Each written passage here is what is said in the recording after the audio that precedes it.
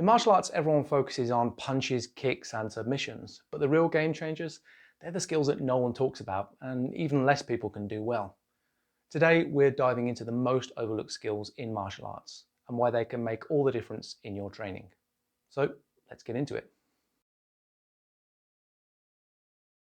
Hey, I'm Sifu Phil, and today we're talking about the most overlooked skills in martial arts, which you may have completely forgotten about in your training. So first up, and perhaps the most overlooked skill of all, is distance and timing in martial arts training. It's easy to get caught up drilling techniques, perfecting that jab or mastering the perfect roundhouse kick or any other kind of fancy looking spins. But without the right timing and the right distance, none of those techniques will even land. Worst of all, you'll leave yourself open to counterattacks from an opponent. Basically, think of distance as that invisible line that separates you from an opponent's strikes. Staying just outside their range while keeping yourself close enough to land a counterattack is a game of inches. Fighters who master this skill always feel like they're just out of reach, frustrating their opponents while staying in control of the pace of any bout.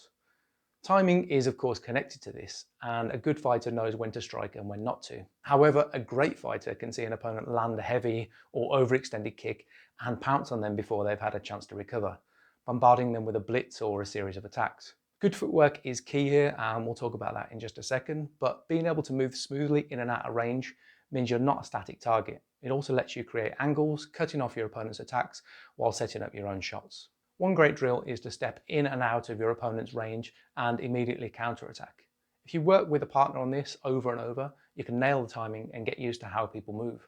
Over time, this becomes instinct, which is really important. Even better, it doesn't really matter what art you're training. Even traditional styles, and some might say especially traditional styles, hammer home this drilling distance and timing as a core ability. So jump into your karate classes, your taekwondo classes, and build up those skills. Master distance management and timing management, and you'll find yourself dictating the fight before a single strike is even thrown. Okay, number two, footwork. Now let's dive deeper into footwork. If distance management is about controlling the space between you and your opponent, footwork is the vehicle that gets you there. A lot of people misunderstand footwork. It's not just about bouncing around the mat, even if it looks like that watching some sparring matches. It's about efficiency and positioning.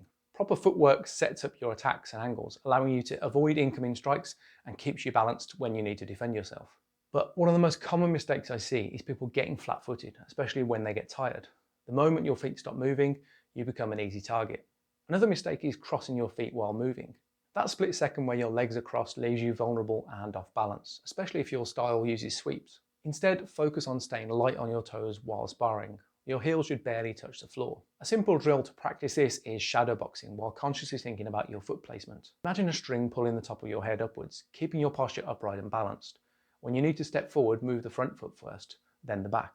When you need to go back, it's the back foot first. And the same principle for moving left or right. Move the foot in the direction you need to travel first. Over time, you'll develop footwork that's smooth, efficient, and keeps you dangerous at all times. Okay, number three, let's talk about de-escalation and awareness.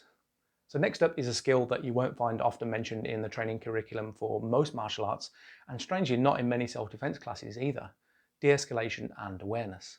So remember, martial arts isn't just about physical skills. It's about staying calm under pressure and avoiding fights wherever possible. Being aware of your environment is crucial, especially in self-defense situations. It's about understanding body language and picking up on the subtle cues that things might be escalating. For example, if someone starts clenching their fists, shifting their weight forward, or glancing around like they're sizing up their surroundings, those are pretty clear red flags. Similarly, a loud group of young people with hoods up and covering their face is a pretty clear sign that trouble might be coming and should be best avoided. I talk in depth about this in my book Self-Defense Made Simple, which you can find in the link below. De-escalation too is an art in itself. Staying calm, using non-threatening body language, and maintaining enough space to react if things turn violent can make all the difference. Open palms are a great way to create a non-aggressive guard in this instance. Words can also be a powerful tool. Sometimes a calm, firm voice can diffuse the situation before it gets physical. The best martial artists I know have almost never had to fight outside the gym. They stay cool, keep their distance from trouble, and handle situations with awareness and control. It's a skill that could keep you out of danger long before you even need to throw a punch. Remember the classic scene in Karate Kid? We train so we don't have to fight. Powerful idea there. Number 4 then, we're going to talk about conditioning and recovery. Now, let's talk about something that gets often overlooked even by experienced martial artists. It's easy to focus on the flashy stuff, high kicks, spinning elbows, fast combinations, but none of that works if your body isn't prepared. Conditioning is the foundation that allows you to perform those techniques when you're exhausted. It's what separates the fighters who gas out in the first round from those that can push through 5 rounds without slowing down. Grip strength, core stability, explosive power, these aren't just extra skills, they directly impact how hard you hit, how fast you move and how well you can absorb punishment. One of the simplest ways to build this foundation is incorporating bodyweight exercises like push-ups, planks and squats into your daily routine. But I would say cardio is arguably the most important and is why you see top boxers killing the road work and regularly hammering the cardio so often. If you can train your body to handle being out of breath, you are immediately more prepared and have the benefit of reducing the panic your brain triggers when you get out of gas. But just as important as conditioning is recovery. Despite what many people think, your muscles don't grow when you train. They actually grow when you rest. Think of your body like a high-performance engine. Train hard, but don't neglect the maintenance. Number 5 then, adaptability. The final skill, and maybe the hardest to develop, is adaptability. In martial arts, having a game plan is great until it stops working. The moment your opponent does something unexpected, your ability to stay calm and adjust is what separates a good martial artist from a great martial artist. As Mike Tyson once said, everyone has a plan until they get punched in the face, and trust me, that's the truth. When your cage gets rattled, the best laid plans can completely go out of the window. Sparring is where you'll normally build this skill. Every opponent is different, and sparring helps you find that out. One might be aggressive, constantly pushing forward, another might stay back, waiting to counter. And if you try to use the same approach against every opponent, you'll get stuck. Instead, learn to read their movements. Are they favouring a particular side? Do they drop their guard after throwing a kick? Pick up on those habits and use them against them. The best fighters I know are like water. They flow and adapt to whatever the situation demands. After all, Bruce Lee said it best. Be water, my friend. Train your adaptability and you'll never feel stuck in a fight. Practice is what helps you here. The more variety of opponents you're exposed to, the more you can develop techniques to manage them. Keep getting back up when you get hit and keep giving it your all, learning along the way to adapt and improve.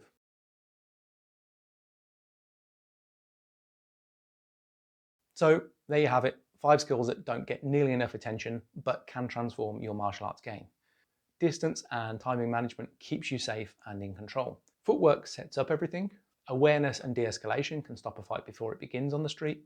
And conditioning gives you the endurance to push harder and longer. Finally, adaptability. That's a skill that makes sure you're never out of options. If you're training now, take a step back and ask yourself, am I giving these skills the attention they deserve?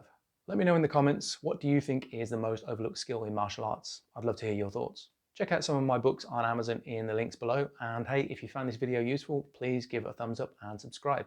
It helps out a lot. I'll be diving deeper into martial arts techniques, training tips, and mindset in future videos. So until next time, train hard and stay sharp.